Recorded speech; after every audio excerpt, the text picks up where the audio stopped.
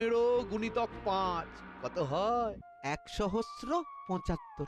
হিসেবটা আমি ভালোই বুঝি মন্ত্রী মশাই, ঠিক আপনার মতো। এবারে প্রতি 5 মোহরে আমরা কত করে পাবো মন্ত্রী মশাই?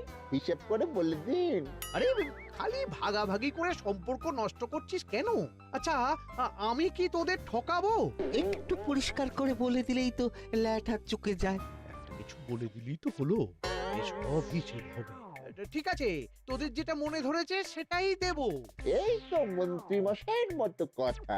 তাহলে আমরা কত করে পাবো? হিসাব কর ঘটা। 2 গুণিতক 215 হলো গিয়ে 430। আজ নাকি 215 জন মানুষ আমার ঋণপত্র নিতে এসেছে। কাল আরও আসবে। পরশু থেকে ঋণ দেওয়া শুরু হবে। আমার ইচ্ছে এই শুভ কাজ তোমার হাত দিয়েই শুরু হোক। আচ্ছা, গোপালের কি খবর? গোপাল আজ পয়লা বৈশাখের পুজো আর খাওয়া দাওয়া নিয়ে খুব ব্যস্ত ছিল।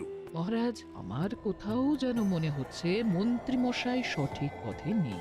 এ তোমার ভ্রান্ত ধারণা রানী। আপনি হয়তো মনে ভাবছেন রানী খুব ছোট মনের, খুব ছোট ভাবনা, যাকে দেখতে নারী তার চলন বাঁকা। কিন্তু বিশ্বাস করুন মহারাজ, আপনার কাছে যখন কাল শুনলাম মন্ত্রী মশাই নাকি গোপালের ভূয়সী প্রশংসা করেছেন, তখন থেকে মন কুগাইতে শুরু করলো।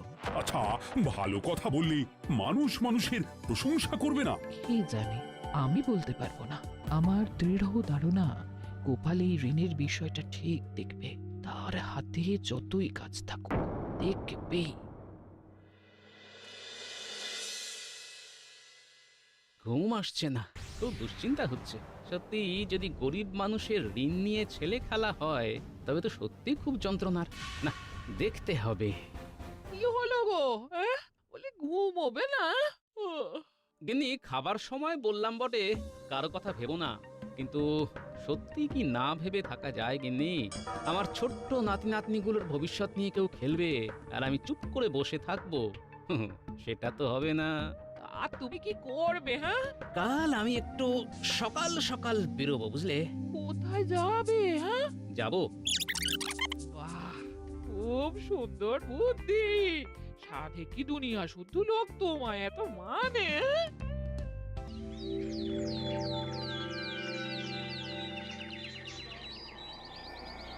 ঋণপত্র দেওয়া হচ্ছে, সবাই লাইনে দাঁড়াও। আগে আগে মন্ত্রী মশাই, আমি সেই দক্ষিণ দিক থেকে আসছি। কাল সারা রাত হেঁটেছি, আমাকে একটু দয়া করেন। ঋণপত্র কি পড়ে দিতে হবে না পড়তে পারবে? কি